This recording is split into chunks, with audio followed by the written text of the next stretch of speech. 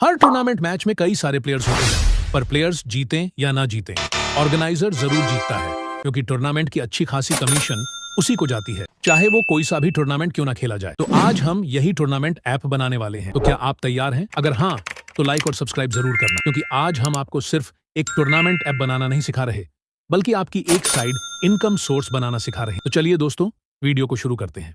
तो दोस्तों, अब आपको यहाँ एक प्रॉम्प्ट दिख रहा होगा, जिसे मैंने खुद तैयार किया है, और इस प्रॉम्प्ट की मदद से आप अपना खुद का टूर्नामेंट ऐप बना सकते हो।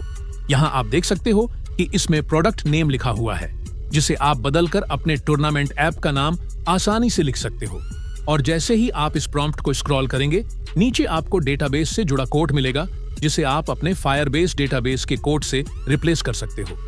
इतना करने के बाद यह प्रॉम्प्ट पूरी तरह से रेडी हो जाता है और आप इसे अपने प्रोजेक्ट में इस्तेमाल कर सकते हो। लेकिन उससे पहले मैं आपको यह बता देता हूं कि फायरबेस का डेटाबेस कोड कैसे बनाया जाता है। इसके लिए आपको फायरबेस कंसोल पर जाना होगा, जिसका लिंक मैंने डिस्क्रिप्शन में दे रखा है। जब आप फायरबेस की वेबसाइट पर आ जाते हो, तो नीचे की तरफ स्क्रॉल कीजिए और गेट स्टार्टेड इन कंसोल पर क्लिक कीजिए। फिर एक नया पेज ओपन होगा, वहां गेट स्टार्टेड बटन पर क्लिक कीजिए। अब आप अपना प्रोजेक्ट नेम डालिए, जैसे मैं यहाँ एस के टूर्नामेंट डाल रहा हूँ। फिर नीचे आई एक्सेप्ट पर क्लिक कीजिए और आई ज्वाइन वाले ऑप्शन को ऑफ करके कंटिन्यू पर क्लिक कीजिए। इसके बाद जेमिनाई को भी ऑफ रखिए और कंटिन्यू पर क्लिक कीजिए। फिर इनेबल गूगल वाले ऑप्शन को भी ऑफ करके कंटिन्यू पर क्लिक कीजिए। अब आपका प्रोजेक्ट प्रोसेस होना शुरू हो जाएगा, यानी आपका प्रोजेक्ट बनना शुरू हो गया है, लेकिन अभी थोड़ा सा काम और बाकी है। जैसे ही आपका प्रोजेक्ट बन जाए, तो कंटिन्यू पर क्लिक कीजिए।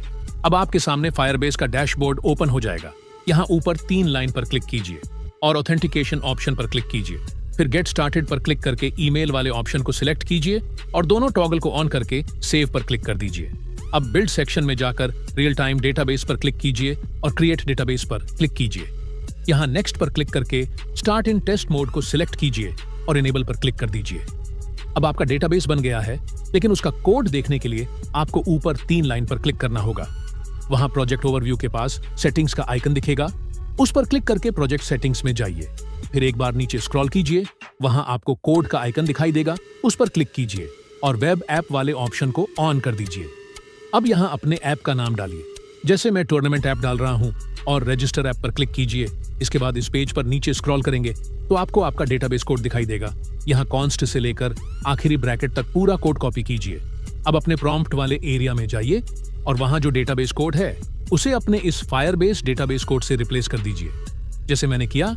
अब हमारा डेटाबेस कोड सही से ऐड हो चुका है और यह प्रॉम्प्ट गूगल एआई को देकर ऐप बनवाने के लिए पूरी तरह से रेडी है।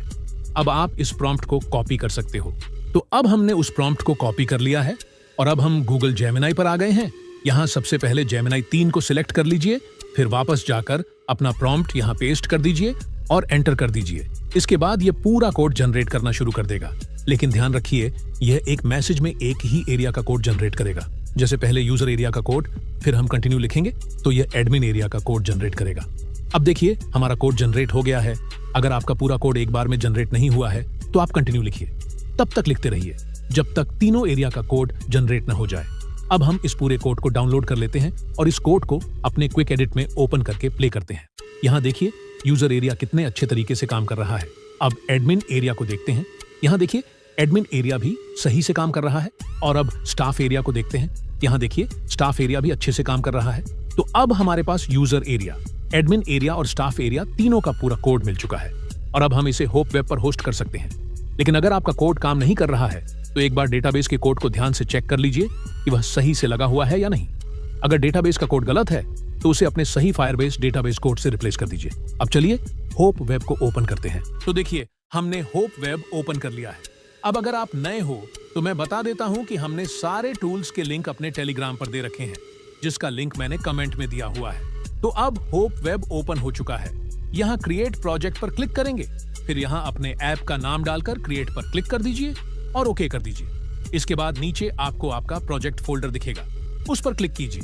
अब यहाँ जो index.html फाइल है, उसे डिलीट कर दीजिए। जैसे मैं कर रहा हूँ, उसी तरह आपको भी करना है। इसके बाद अब हम अपनी सारी फाइल्स अपलोड करेंगे, यूजर एरिया, एडमिन एरिया और स्टाफ एरिया की फाइल्स। इसके लिए ऊपर अपलोड आइकन पर क्लिक करके इंपोर्ट मीडिया ऑप्शन को सिलेक्ट कीजिए।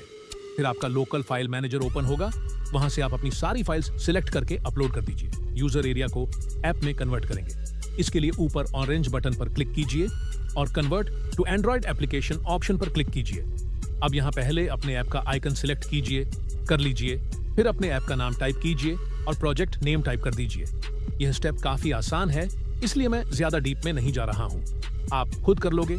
इसके बाद नीचे इंडेक्स HTML को यूजर HTML से चेंज कर दीजिए, जैसे मैं कर रहा हूँ।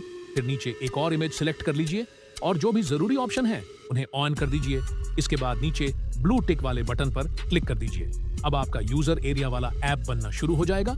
अगर अब आपको एडमिन एरिया का ऐप बनाना है तो वापस बैक जाइए, फिर से ऑरेंज बटन पर क्लिक कीजिए और कन्वर्ट टू एंड्रॉइड एप्लीकेशन पर क्लिक कीजिए। अब यहाँ ज्यादा कुछ चेंज नहीं करना है, बस ऐप के नाम में एडमिन लिख दीजिए और प्रोजेक्ट नेम में भी एडमिन टाइप कर दीजिए। नीचे स्क्रॉल करके यूजर HTML की जगह एडमिन HTML लिख दीजिए और फिर ब्लू टिक पर क्लिक कर दीजिए। अब आपका एडमिन ऐप भी बन चुका है। इसी तरह आप स्टाफ एरिया के लिए भी यही स्टेप फॉलो करके स्टाफ ऐप बना सकते हो। तो दोस्तों, आपने देखा कि हमने बिना कोडिंग किए अपना खुद का टूर्नामेंट ऐप बना लिया, तो आप भी अपना खुद का टूर्नामेंट ऐप बना सकते हो। और अगर आपको अभी जो टूर्नामेंट ऐप मैंने बनाकर दिखाया है उसका डायरेक्ट सोर्स कोड चाहिए, तो इसके लिए हमारे वीडियो पर एक छोटा सा टारगेट है। जैसे ही वीडियो पर 100 लाइक्स पूरे हो जाएंगे, मैं अपने टेलीग्राम चैनल पर इसका पूरा सोर्स कोड पब्लिश कर दूंगा, क्योंकि इसे बनाने में थोड़ी मेहनत लगी है और आप मेरे लिए इतना तो कर ही सकते हो।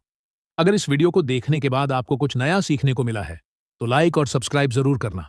अच्छा, मैं चलता हूं, मिलते हैं अगली वीडियो में।